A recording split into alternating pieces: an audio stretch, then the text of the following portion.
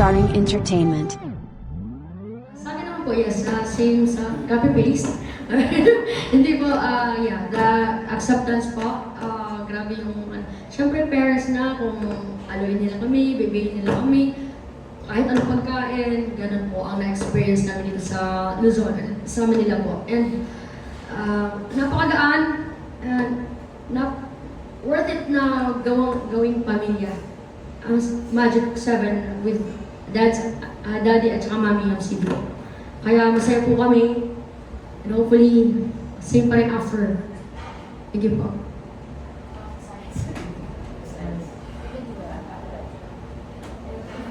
Kumusta ang tanan? Banta, okay ra. Dapat mag-Bisaya ko. Ako kay... Bisaya na dyan eh. Challenging talaga yung pagtatagalog sa aming mga Bisaya. Kasi yung Bisaya namin gahi. Yung Tagalog matigas. Yung accent Oo, yung accent kasi namin is matigas. Kaya challenging yun sa amin mga taga-Bisaya. Pero dahil sa mga brothers namin, parang kapatid na namin sila, tinuturuan nila kami, ginaguide nila kami, kaya happy kami. Paulit-ulit, Daddy. Thank you. Thank you, Daddy. Yan lang. Okay na. Papa. Sino yung parang, follow-up lang? Sino yung leader? May leader ba? Master. Hindi naman. So, na kasi mas, ako, mas ahead ng ilang years sa kanila. Ito kasi medyo mga so parang in terms of sa akin sila nagsasubmit. For my last question na lang, din collaboration, meron bang kayong inaay ng mga singer or dancer isa-isa? Or as a group? Wala naman? Wala. Yung parang gusto nyo makaduet? Gusto na. Mga singer? Madami ba?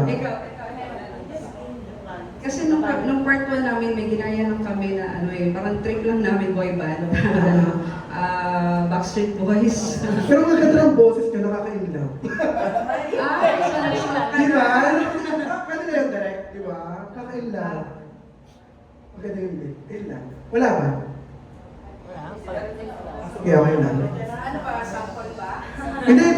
Yung dream collaboration as a group. Or may idol kayong singer sa showbiz. Kahit gusto nyo i-collab, alam mo, may pagkakataong mabigyan kayo, di ba? Siguro para sa akin, si Regine talaga. Regine Velasquez talaga. Gusto mong makakulog. Ayaw niya mag-ibis. Sa akin, yung Budakel. Oo, kasi medyo ginagaya ko yung boses nila. Paul.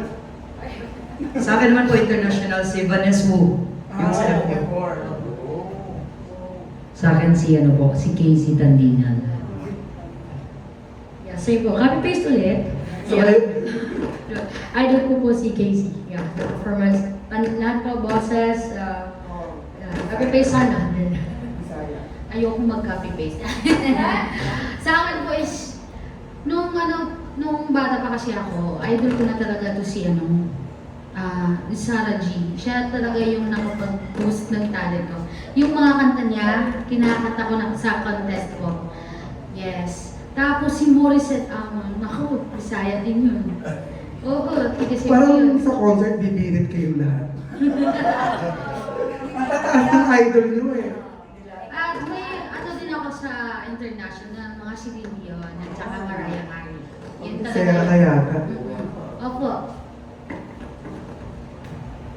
Ako, Katrina Velarde, pero hindi kasi kaya baka mahimatay ako, kaya kikisi muna ako. Ay, for last kay Direk, Mel, paano yung pag-handle nyo po sa parang lahat to military? Pare-pareho naman ang pag-handle eh. For example, group sila, di ba? Pag nag-group kayo, yung pag-handle mo, as anong klaseng group sila. Ngayon, sa nakita ko, kaya pumayag ako, unang-una, dahil kay Doki at kay Melanie, yung producer namin. pumayag kami dalawa ni May. And remember, kami ang nag-concept ng The Legends on the Dance Floor sa Araneta. So, ito siguro yung pangalawa after nun. So, siguro mahihirapan sila dahil malalim yung utak namin dalawa ni May. Pero, ako nakakaramdam talaga ako sa pitong yan. May aabutin yan. Meron ba kayong nakita, itong tanong ko sa inyo, meron ba kayong nakita na grupo na puro magic? Sa buong, wala, di ba? So, ibig sabihin, meron puro lalaki. SB19, di ba? Puro babae, sex bomb, bini. Bakit hindi natin bigyan ng puwang ang magic para maging support sa grupo? Pero wala akong alam, kasi management wise, sila na yan, di ba? Pero kung ako tatanungin mo, gusto ko silang makita na nakahanay sila sa lugar na yun. I thank you. Congratulations. And Hi, Justine from Star Entertainment. First time ko lang maka-work si Derek May and Mel. Yun lang, gusto ko malaman yung expectation nyo before and now na naka-work niya na siya. Nung una po, medyo kinakabahan kasi pag sinabing direct, Tito Mel ay talagang magaling. And at the same time po, medyo parang pong strict. Pero nung na-meet po namin siya ngayon, kalong po talaga si Direk. And madami po siyang kalokohan. And excited po kami maka-work si Tito Mel and si Tita May po. Ako naman po, nakilala ko na si Tito Mel sa Showtime before sa That's My Tomboy. So, before pa lang, parang nanginginig na ako kay Tito Mel. Pero alam ko mabait. Marami akong natutunan sa kanya before, kahit na sa backstage. Thank you. Sa akin, siguro personal development siguro. Kasi parang nakikita ko kay Tito Mel na parang magaling siya doon. So like, siguro kung hindi kami masyadong marunong sumayaw, since forte ni Tito Mel ang pagsasayaw, baka maging street boys kami nito. Yun yung ina-expect ko di ba? Oo. Diba? So, Tito Mel yan may pangalan si Tito Mel. So, siguro, sa mga workshop na baka ibigay sa amin ni Tito Mel, baka doon kami mag-level up. So, yun po.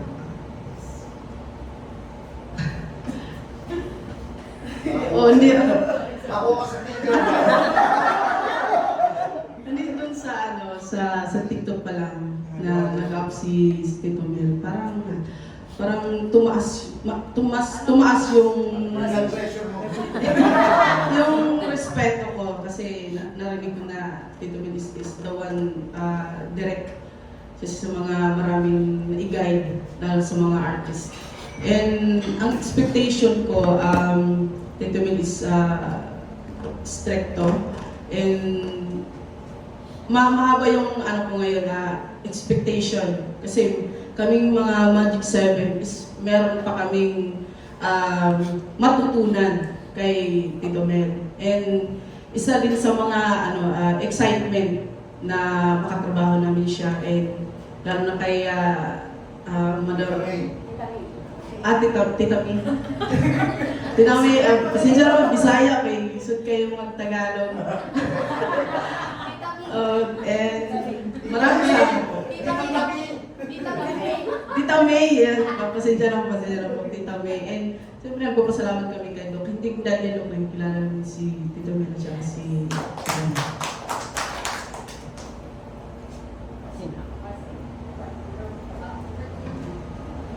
Ito man, first time, pag sabihin mo, Mel Feliciano, parang na-excite ka naman siya. Yes. Parang, paano kaya? Yun nga, magka-question ka sa sarili mo kung yung experience, yung lahat ng ginawa nila sa entertainment, di ba? Kaya namin. But, ginawa po namin yung challenge. Like, okay, sige, ibigay natin yung lahat ng best natin dito to prove ourselves kaya natin. And yeah, Tito Mel, Tita May. Kabahan niya lang siya. Baka naman, huwag yung anak pang ano yun, stick. Ayan po, magtrabaho po tayo, magtatrabaho po kami ng maayos. Gagalingan po namin. And, yan. Ang stick niyo po, yung niyo po. Thank you po. Ang expectation po kay Tito Mel is napakataas. Kasi nakikita ko nung bata pa ako. Nakikita ko na sa nakikita ko siya sa TV. Province kasi yung aming province na Cebu, so hindi talaga gaano maano. Nakikita ko si Tito Mel pag ano yan? Flash sa TV. Pag nung sinabi nila ni Mami at saka ni Dad na siya yung magdadirect, napagalan ako, wow, ito, opportunity to. Hindi ako natakot, pero excited ako. Kasi gusto kong matuto at gusto ko pong maipakita kung ano yung talento ko. Kasi yun yung passion na gusto ko. Hindi ako natakot, hindi man sa panagyayabang, no? Hindi sa pinagyayabang talaga. Yung takot ba is iniset aside ko. Kasi paano na lang kung matatakot ako? Di uunahan ako ng, baka hindi ko ganon. Kaya nilagay ko sa isipan ko, this is an opportunity to us. Yes. Ako naman baliktad. Kung siya hindi natakot, ako takot. Pero, isa sa yung takot, syempre nandun yung feeling na excited ka. Kasi Tito Mel Feliciano yan eh. Hindi yan basta isang personalidad lang sa industriya. Ang daming dumaan din sa kanya. So, kung yung mga tao na yun is natulungan niya, what more pa ako or kami. Kaya sobrang sabi nga ni Tito Mel, it's not about the money, pero yung iiwan nyo sa tao at yung magiging performance nyo. Sobrang excited na nakakatakot. Yun pa, thank you. Okay, second question, paano nabuo yung grupo and why Magic 7? Paano nabuo? Kami po is, actually kami mga magkakasama na, may mga friend na ako dito talaga sa TikTok. Yan, may mga kasama na ako na nagko-collab na rin. Pero, hindi, late ko, parang kailan ng CPLs. Actually, kakilala ko lang po dito talaga kung una is Jelay, DJ, Master LV. Yan yung mga common na nakikita ko lang. And then hanggang sa pinakilala na, nagkasama-sama na, ayun. Ayun po. Nagsimula po nga ito lahat, sabi ni Master Aldi kanina po. In-invite po yung streamers sa TikTok. Doon po kasi kami nagkakilala tayo lahat. And si Mami MCD po namin, sabi niya, punta kayong lahat sa Bohol. Gastusan natin kayo para mag-meet, magka-isa kayo. So doon po nangyari. Ang bonding po namin doon is kantahan, sayahan, lahat ng kung anong sino kami doon namin nilabas. And nabuo. Yung parang automatic po na nag-connect. So yun po, pag after Bohol, ayun na, sabi ni Master LB, why not mag-produce ka si Mami ang CD ng concert since yun naman talaga passion and gusto talaga nun. Doon namin na-enjoy ang isa't isa through music. And yeah, Master LB?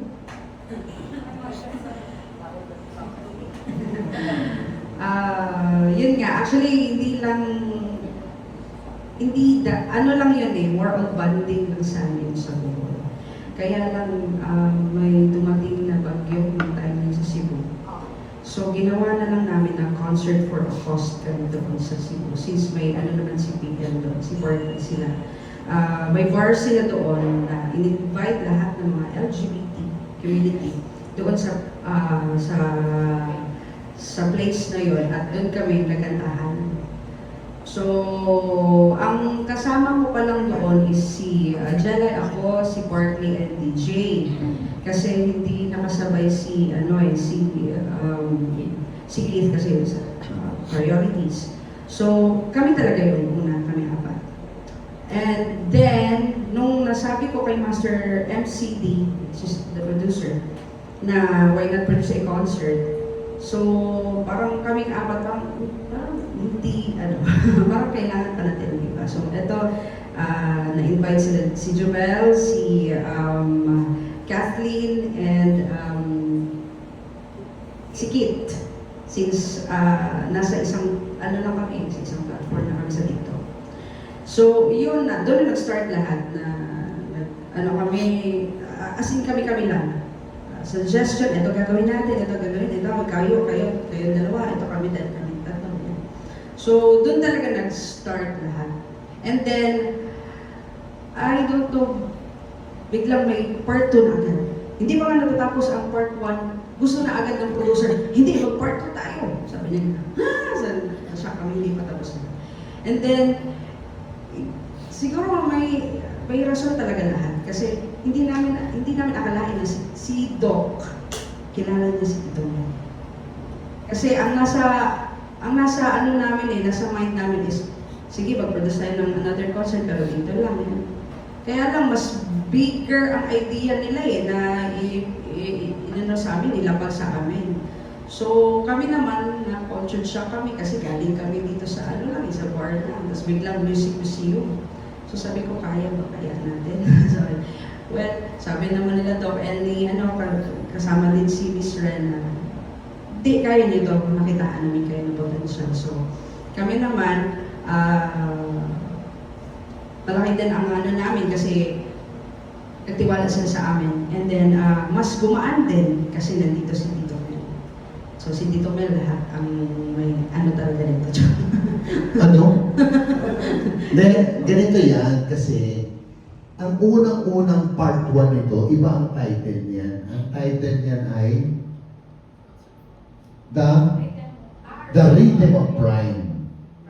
The Rhythm of Pride. So, parang binigay ni Doki sa amin yan, nag-meeting kami. Sabi ko maganda naman yung pangalan, pero ibig sabihin, hindi ako, sino ba nagbigay nun? Isa yata sa inyo nagbigay nun eh. Si PJ, di ba? DJ, anong meaning ng Freedom of Pride? Parang... Actually po, lahat kami nagbigay ng idea kasi ang June po is Pride Month po talaga yan. So, yung concert po namin sa Music Museum is para po sa mga LGBTQ. So, nag-isip kami ng pangalan and then napagbotohan po namin ng Rhythm of Pride. Yung Rhythm of Pride kasi, nung narinig ko, siyempre, sa amin kasi sa showtime, nasanay kami na dapat malakas sa tenga. Dapat malakas sa tenga. Yung Rhythm of Pride, parang ang dinig ko, Rhythm of the Music, parang gano'ng kanta. So, sabi ko kay Doki, pwede ba ako mag-suggest, kami dalawa ni May, pwede bang palitan natin yung pangalan? Kasi parang hindi nakakatch sa utak ko eh. Ang una ko naisip noon is More Than a Woman. Number 1, di ba? Ganon kayo, More Than a Woman. Pangalawa, Finger Looking Good. Pwede rin, di ba? Di ba? Tapos, nung KFC, KFC no, maganda rin. Catchy, di ba? Kasi pagka nag-iisip kayo ng pangalan, for example, ang pangalan niya, Ronaldo, ang pangalan ko Ambo. Sino ka na yung naalala? Di ba si Ambo? Kasi iba yung pangalan niya. Ngayon, nung pumasok na yung, tinawagan ko actually si Jelen, tinawagan ko eh. Jelen, ano ba tawag sa mga, mga tomboy? Sabi niya, ang sabi ni Doki, magic. Oh, malakas pa rin sa pandinig ko, magic. Magic. Bakit maging magic? Kasi namamagic nila lahat pati pag-ibig ng babae. Yan ang magic. Yan sila.